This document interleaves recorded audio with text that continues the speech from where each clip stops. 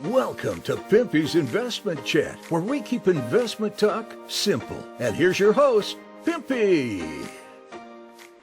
What is going on out there, peeps? Look at the size of the central bank of Iraq. Look at the size of this building. There's a lot of people that believe that's not just a building for the central bank, but there's a lot of data gathering on the top of this building. It's big enough to do all in the Middle East. Anyways, like the fact that right in front of their buildings, they got stairs going down to the water so people can enjoy the water right in front of the central bank. Anyways, there's some good news coming out of Iraq. Before we get started, do me a favor, hit the thumbs up button. If you're not a subscriber, please do so, because when you do, it helps out the channel, and I certainly do appreciate it. If you're thinking about buying gold and silver, head on over to our friends at Miles Franklin. The link will be down below in the description. When you make your purchase, make sure you use promo code Pimpy, P-I-M-P-Y, and they'll take care of you. If you have any additional questions, you can reach us over here at this phone number or over here at this particular email. For all orders over $10,000, reach out by email and we'll make sure that you get a great deal. So come on over to Miles Franklin and add to your precious metal inventory. So this article is really good news. As we are aware, Iraq has to diversify their income. Right now, they rely way too much on oil sales, so they have to find alternatives to that. Customs is one of those alternatives. The way they used to handle customs back in the olden days, everything was outdated. A lot of things were done by paper and pencil, and so this is one of those areas where there was a lot of corruption.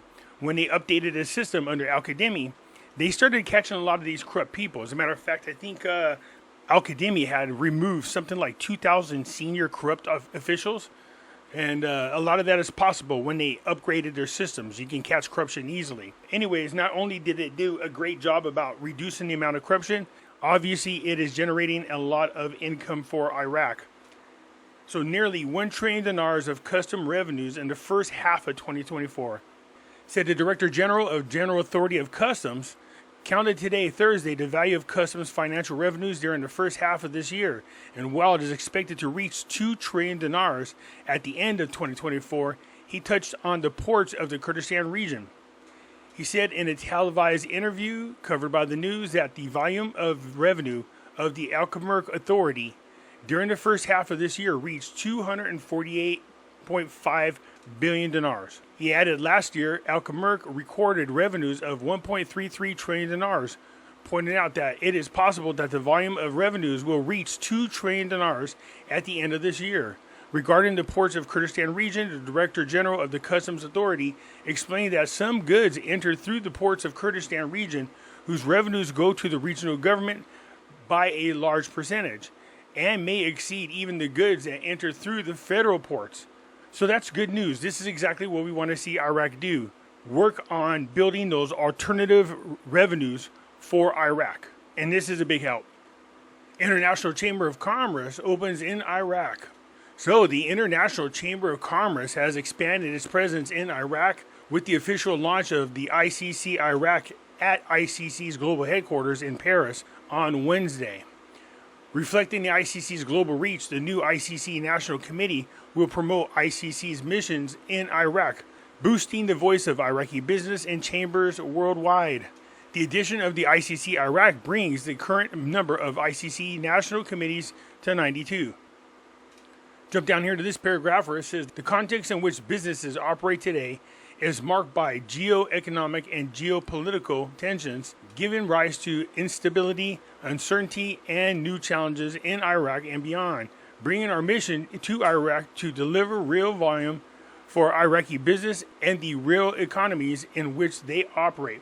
The problem with everything being all linked together, if something happens major to one area, it affects the rest of the world. That's why a lot of people were turning away from globalism in the first place.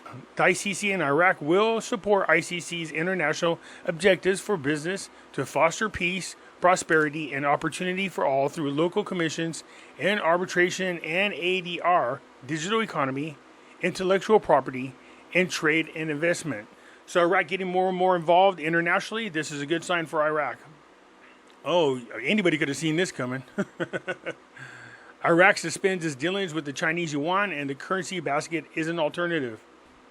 The U.S. federal bank forced See what that says? Forced Iraq to stop dealing in Chinese yuan currency, arguing that there is manipulation of some remittances or certain problems. Committee member appointed Al-Kadhimi said in a press statement.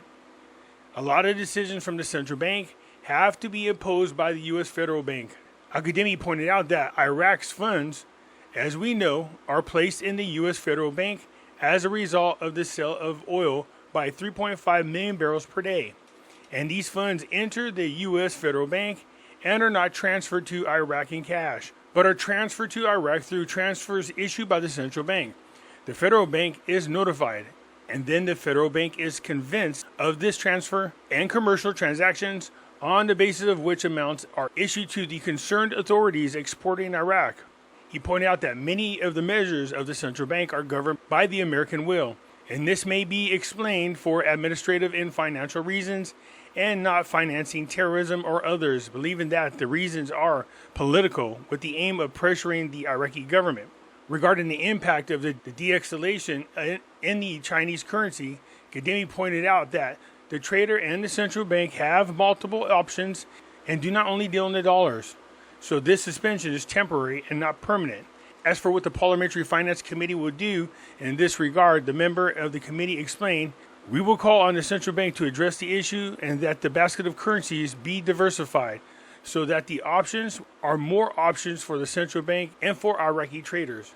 It is noteworthy that Iraq has strengthened its yuan-denominated assets through the Singapore Development Bank to finance Iraqi trade and imports with China by about $12 billion annually." Wow, that's a lot. Iraq also moved to strengthen its assets with the UAE dirham and negotiated to increase its euro-denominated assets to finance trade with the European Union, as well as Iraq began opening bank accounts in India rupees for a number of Iraqi banks. Since the beginning of 2023, the Central Bank of Iraq has issued several decisions that will maintain the stability of the general monetary and economic situation and face the risk of the fluctuation in the exchange rate of the Iraqi dinar against the US dollar, in addition to facilitating import and export operations by opening new horizons with international banks, including China's bank. One of the decisions the Iraqi Central Bank is to strengthen the balances of the Iraqi banks, which have accounts with Chinese banks in Chinese yuan. Where dealing in the yuan directly without brokeration of the US dollar contributes to facilitating and accelerating financial transactions and will reduce import costs and protect against the risk of fluctuating exchange rates inside Iraq. So we knew it was just a matter of time before the United States start putting a squeeze on Iraq when it came to how open they are being in dealing in other currencies, especially our adversaries, which is China. Anyways, that's it for now. Let me know what you think. Looking good so far for Iraq. That's what we'd like to hear. That's what we'd like to see. Let me know what you think down below, and I'll get at you later. I'm out.